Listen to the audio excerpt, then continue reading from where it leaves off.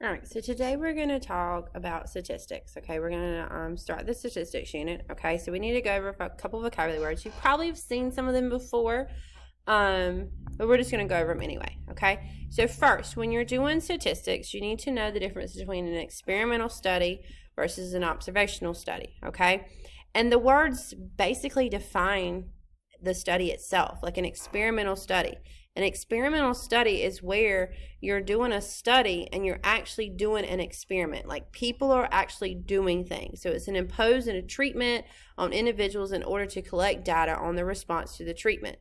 Like right now with the coronavirus, they are actually doing an experimental study with the vaccine. People are participating in the study. They're taking the vaccine and they're seeing how it works. That's an experimental study. Okay. Now, so I gave you an example. There's another example there. An observational study. An observational study is literally just where you're observing things. Okay, you're not doing anything to anybody. You're not giving them anything. You're just observing people that are already doing stuff that you're doing the experiment on. Okay, it's difficult to control or isolate the variable when you're doing an observational study.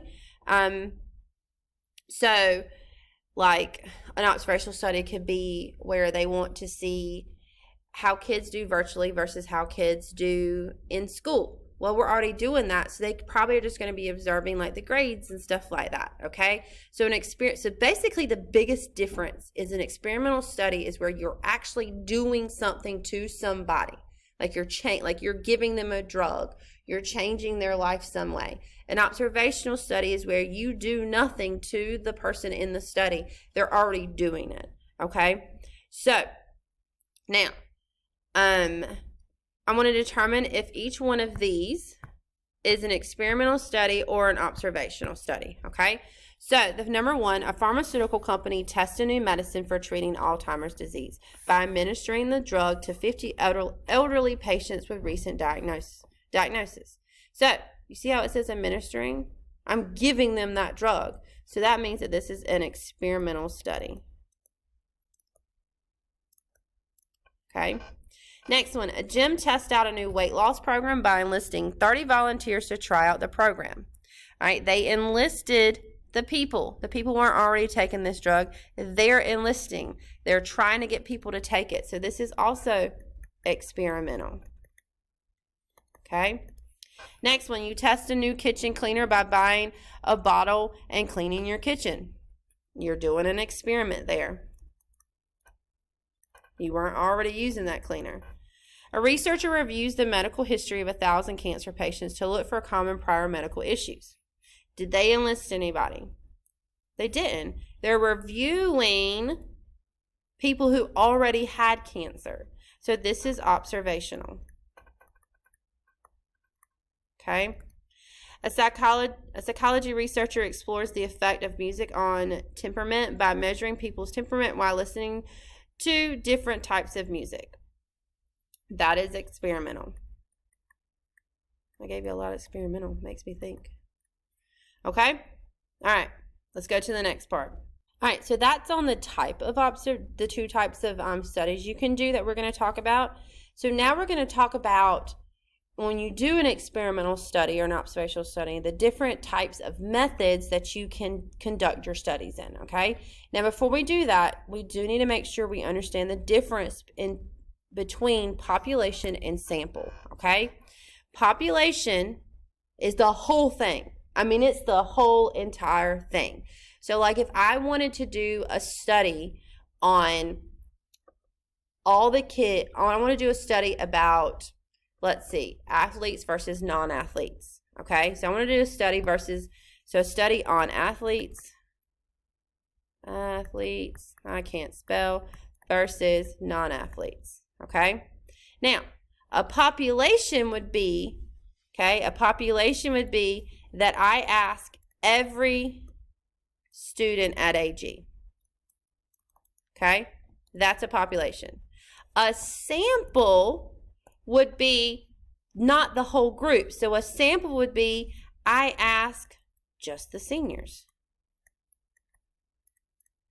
Just the seniors at AG. So a population is where you ask everybody at that place. A sample would be where you just pick a group and ask them out of the population. Okay? All right. So let's go up to the different ones. All right. I'm going to try to explain this the best I can. I might even do some drawings. We'll see.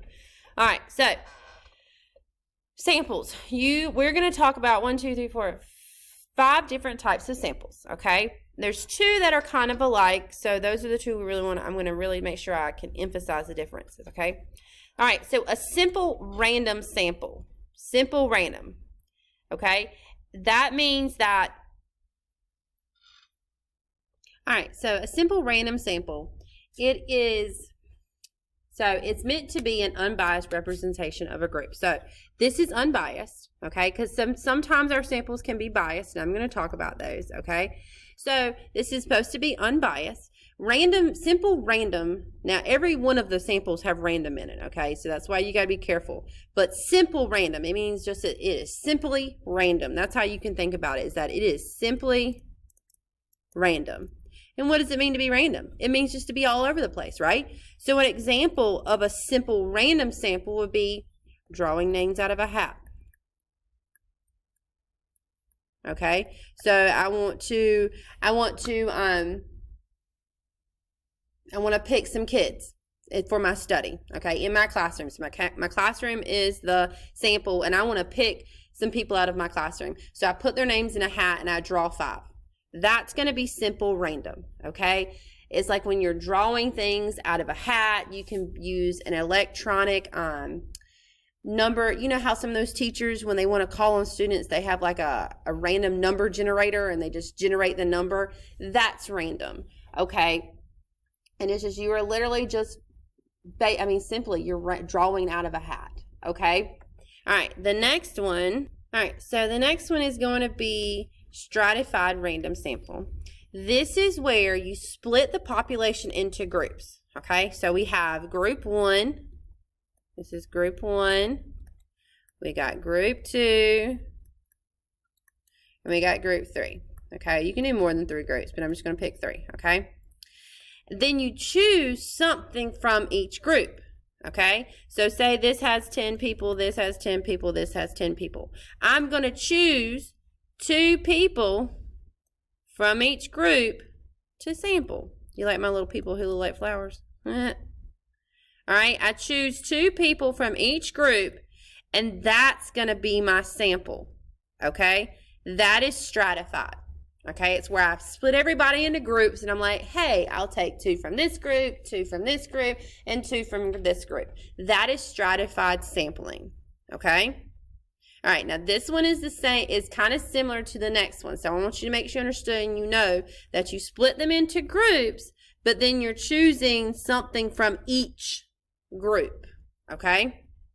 All right, the next, all right, cluster. A cluster is where the population is split into groups, but you choose a whole cluster this time to sample. So I still split it into groups. We still got group 1, we still got group 2, and we got group 3.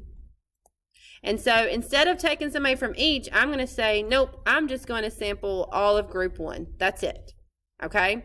Now that can be kind of biased, okay? Because if group 1 is made up of, so say we're sampling, or we're trying to do a statistics on, let's see, people who like, Lord have mercy, I'm on the spot. I can't think. Let's see.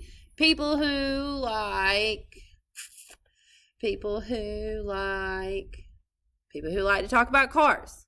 Okay, and say we split the group into, well, this is the kids in automotive class, this is the kids in math class, this is the kid in English class. But I want to talk about car parts. That's what my sample is about. Well, it's kind of biased if I just choose the automotive group, because if you're taking automotive class, don't you already like cars? So sometimes it can be very biased. All right. All right. So the next one.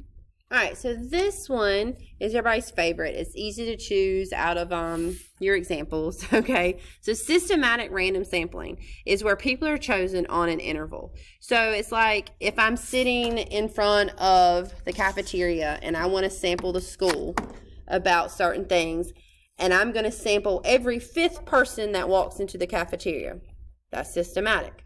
Or say I want to sample every 10th person. That's systematic. So if it tells you it wants to do every certain amount of people, that is systematic. So every 10th person would be one. So it's every nth person. That is systematic sampling. Okay. Now this can be biased depending on where you're sampling. So if I am, say I want to take a poll about what's the favorite restaurant in Greenville. Well, I sit outside of Olive Garden and I sample every 10th person. Well, if you're going to Olive Garden, you're going to Olive Garden for a reason. Well, unless you're my husband. My husband only goes to Olive Garden because I like it. So he would actually have a different answer. But they would say, well, my favorite restaurant's Olive Garden because they just walked out of it. So that would be biased. Okay, so you got to make sure that you're when you're talking about sampling and stuff like that, you got to put into mind like that. So if I wanted to find out everybody's favorite restaurant, maybe go sit in front of the mall and ask every 10th person, So that is what systematic is. All right, convenience random sampling is what it says, convenient. It is convenient to the person that is doing the sampling. So say you didn't do your homework last night and you're like, crap, I got to do my homework and I got to ask 10 people, do they like blue or they like purple? Well, you're sitting in first period and there's 10 people. Let me ask those 10 people. That's convenience, okay, because it was right there at your fingertips, okay? So convenient random sampling consists of members that are easily accessed. So say you want to do a sample and you work at a university. Well, you email all the alumni and you're like, hey, I'm using an example from the worksheet we're about to do. And you're like, hey, whoever emails you back is in the sample. That's convenience. So convenience is kind of like a lazy way to sample people. There's really no rhyme or reason to it. It's just lazy. Okay. All right. So let's do some examples and then we're going to call it a day. Okay. All right. So I want to identify the technique. So I want to know if it's random, cluster, stratified, convenience, or systematic. All right. So every 5th person boarding on a plane is searched thoroughly. So I'm going to try to highlight keywords too for you guys. Every 5th person. That is systematic because it's on an interval. Okay. Let's calm down the boldness on this one. There we go. So systematic. All right. Next one, at a local community college, 5 math classes are randomly selected out of 20, and all the students from each class are interviewed. All right. Now, I have 20 classes. Well, aren't classes a group? You're a group of people when you're in a class. My first period's a group. My second period's a group. My third period's a group. My fourth period's a group. Okay? So that's a group. So remember that stratified and clustered, they're the ones that talk about groups. Okay? So I'm taking 5 math classes and interviewing all the students. So I'm not taking all 20. I'm just taking 5 of those 20 and interviewing them. That's cluster. When you don't take it from all the groups, it's cluster. Okay? All right. A researcher randomly selects and interviews 50 males and 50 females. Well, isn't that groups? I got a group of males, group of females, right? That's 2 groups. And I took 50 from the male and 50 from the female. So I took something from every group. So if you take something from every group, that's stratified. Okay. Now, if I had just said I'm taking 50 males, that would have been clustered. Okay. When you take something from each group, it's stratified. Okay. All right. A researcher for an airline interviews all the passengers of 5 randomly selected flights. Well, aren't flights a group of people? Right? Flights are consisted of groups of people. So a researcher for an airline interviews all. When it says all, see how it said all? This one didn't say all. This one says all of the passengers of those 5 randomly groups. That's cluster. Cluster is the one that takes all. Stratified does not take all. Okay? Based on 12,500 responses from 42,000 surveys sent to its alumni, a major university estimates that the annual salary of its alumni was $92,000. Okay, so only got back 12,000 responses out of the 42 responses, but it was sent on an email. That's convenience. Okay, that's convenience. Because there's no group here, because it's all the alumni. Now, if it said alumni and current students, that would be two different groups, but it just said alumni. So this is going to be convenience. It might also could be random, but we're going to say it's convenience. All right, a community college student interviews everybody in a biology class to determine the percent of students that own a car. All right, so we interviewed everybody in that biology class. Well, there's no groups. It was just a biology class, that one class he was in. It's also convenience because he probably didn't do his homework last night. All right, and some of these can get a little tricky. I'm going to try not to give you tricky ones. All right, a market researcher randomly selects 200 drivers less than 35 years of age and 100 drivers of 35 years of age. Well, isn't that two groups? You're either less than 35. Oh, man, I'm going to be almost over 35. I haven't done this worksheet in a while, and I used to not be this old. Anyways, so that's two groups, right? I took 200 of the first group, and I took 100 of the second group. So when you take some from every group, that's stratified.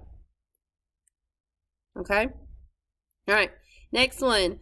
All the teachers from 85 randomly selected nation's middle schoolers were interviewed.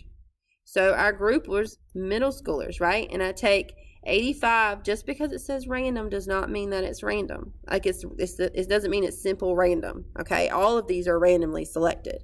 So I take all of, remember that keyword? All of, and it's cluster. Okay? All right, to avoid working late, the quality control manager inspects the last 10 items produced that day. Well, it already said he was working late, or to avoid it, that's convenience. Okay? The names of 70 contestants are written on 70 cards. The cards are placed into a bag, and the 3 names are drawn from the bag. Drawn from a bag is random. It's simple random. Sorry if you put simple random. Okay? All right, so that is it for the intro to statistics. Okay, guys, we're going to be doing some more stuff tomorrow on statistics. Let me know if you have any questions.